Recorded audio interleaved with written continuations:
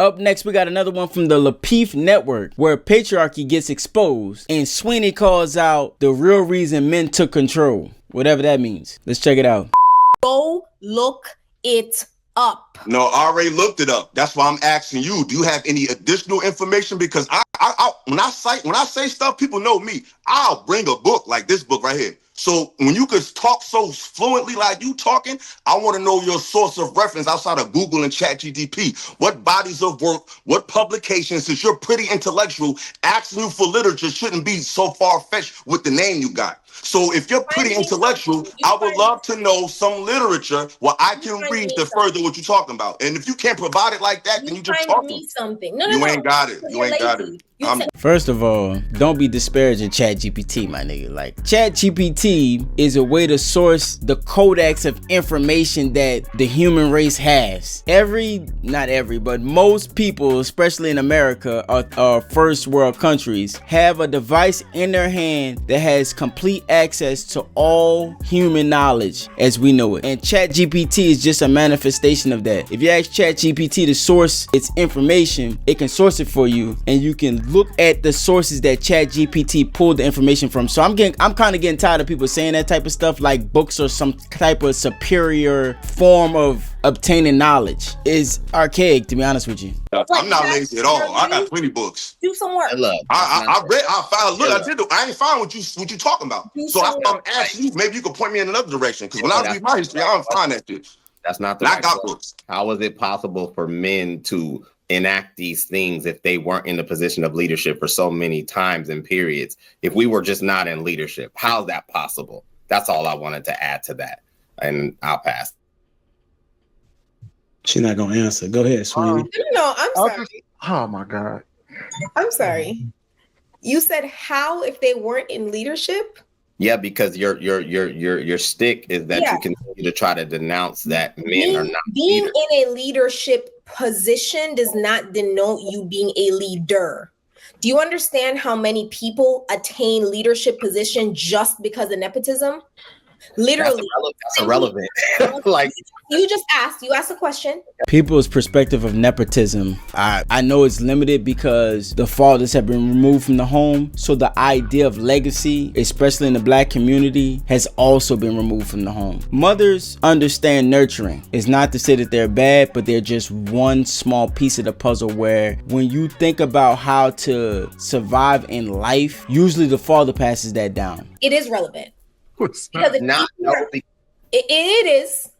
Because if people are attaining positions unqualified, and once again, I've given you an example of what unqualified people who attain positions of leadership would look like. If it's based off of nepotism, it's not going to be unqualified. If I'm going to pass my company over to my son, I'm going to train him to be the CEO of that company. That's what nepotism is. I know there's some instances where you can, have a niece come in and do a certain position, but you have to think about the livelihood of that company. If my niece is not qualified to fill that position, it's going to take the company down, especially if she's in a higher position. So a person who has been able to build a company up to a point where it's in a position to hire people is not going to allow nepotism in a negative sense where you have unqualified people taking powerful roles in a company to drag it down. That just don't make any sense. The way nepotism typically works is I'm going to raise my child, my seed, my legacy to take over the company that I've built. That's how it works. But the entire company is being run purely on their boards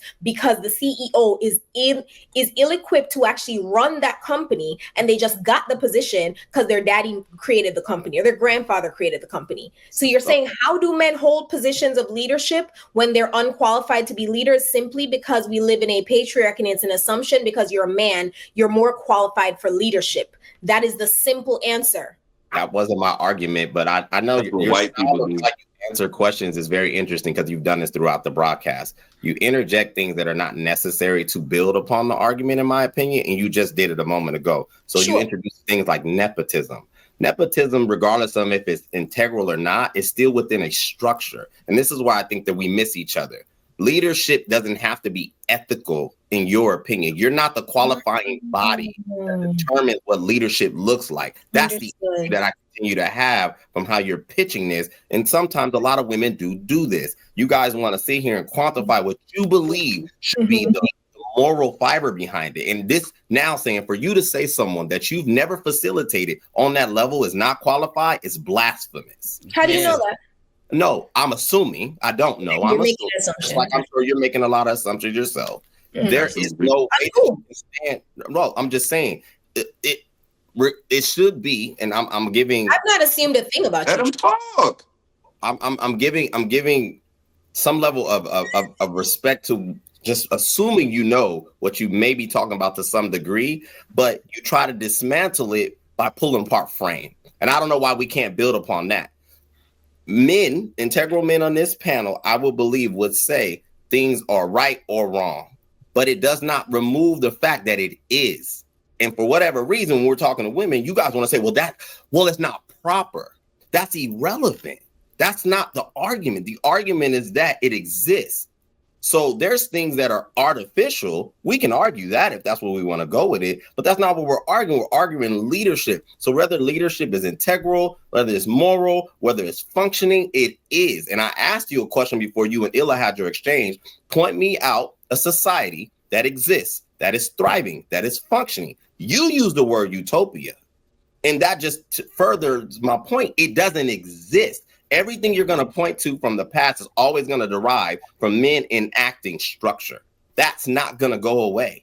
At no time today, tomorrow, when we pass away, you would have to remove us off this planet and prove your theory. And you can't, because everything on this planet we touch. So I don't understand, again, why that's so hard to receive. Now, if you want to talk about improving and making things better, providing more adequate leadership, more balanced leadership, cool. But you haven't said that the entire time you've been on this panel.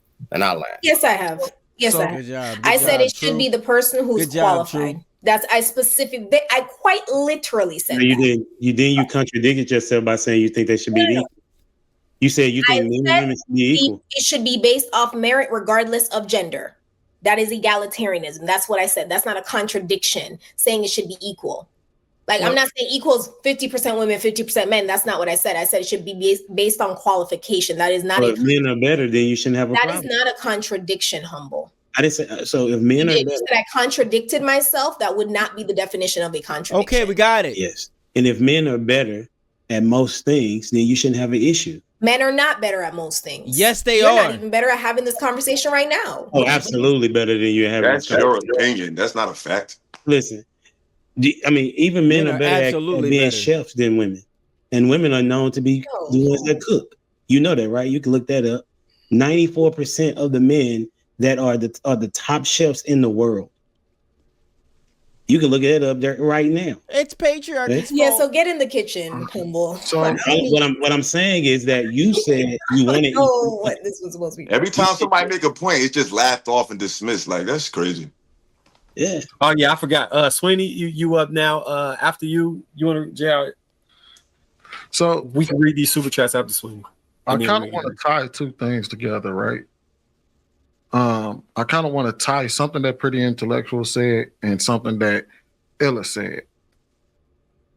She mentioned one of the things that Illa said he was trying to explain to Bo was that men naturally are able to bear the brunt of the responsibility when it comes to society, regardless of what that may be, which is a lot of it is tied to our strength. It is tied to our ability to endure. So when shit hits the fan, men are more likely to stand up and face it. And I'm going to tie that into what Pretty Intellectual said when she brought up the start of patriarchy. She's right. It did start when hunter-gathering ended. But what we have to do is we have to think about the natural progression of human beings. If we're all hunter and gathering, right? And let's say we're all on the panel, right? And we're all hunter gatherers. And so in some strange reason, me, Humble Dad, and Illa are able to hunter gather a whole lot, and maybe Kiara and Pretty Intellectual. Our group hunter gathers more than any other group out there. We farm better, we hunter gather better, we get more food, we plant more food, yada, yada, yada. And M. White and them don't do as much. We no longer want to. They want a piece of the pie. We don't want to share it anymore. We say, no, this is ours. We did all of this. What happens is that men tend to stand to the front to defend that. That's how you get patriarchy, is because men are the ones that bear the brunt of society. When shit hits the fan, you want it, I want it, who's gonna get it? Sweeney, patriarchy means of the father, Sweeney. And the way that the hunter-gatherer society works is that the men that were the hunters, they brought in the most protein. One deer could feed an entire village for like a week. And so the best hunters were always men. The reason why is because the strength that it takes to be able to go out and hunt, only men have that. And so women were naturally submitted to men. It wasn't until we had a modern society where men tamed the world, organized it, and put in a police force that women's rights came into play. Women are naturally submissive to men because they don't even have the strength to be able to take control of society. And so this idea that it was like this egalitarian type of thing is non-existent. If martial art were to happen, you would start to see women naturally go back into their feminine role, their submissive role. So your idea of how it works as if women had as much power during a hunter-gathering time in human history is flawed, because women unilaterally did the easier jobs and they knew what position they played. If me, Illa, and Humble Dad built this, and M. White says, I want that, you should give it to me, and I say no, is Kiera and Pretty gonna jump up there and fight M. White for it? No. Or y'all gonna sit back and say, or here's what's gonna happen. M. White gonna knock Pretty Intellectual out, and Kiera gonna say, I'll step back and let the guys handle it. I mean, don't we got examples of this on these survival shows when they be showing women on these islands? It's totally equal. We got the same amount of supplies, the same terrain. When they put these women in these survival situations, they end up falling off, getting injured, sick early, or joining a camp with other men. Like we can see this happen. Like it's quantifiable. It's not something we just pulling out our ass. It's like we talk about history. We talk about it as if what happened during when us switching over to what is it? Switching over to more like plantain and things like that, and agriculture isn't a natural progression of humans. Sweeney, you know what else is a natural progression? Women have done some type of genjutsu on men for them to think that patriarchy is a bad thing, when in fact patriarchy has been a thing in human history for all of human history. The only reason why we're here to be able to be in this modern time where you can enjoy your computers and your internet and panels and these discussions and feminism and all this other stuff is because of patriarchy. Patriarchy birthed all of this. The only reason why women are even able to have this conversation is because men allow it. That's a fact.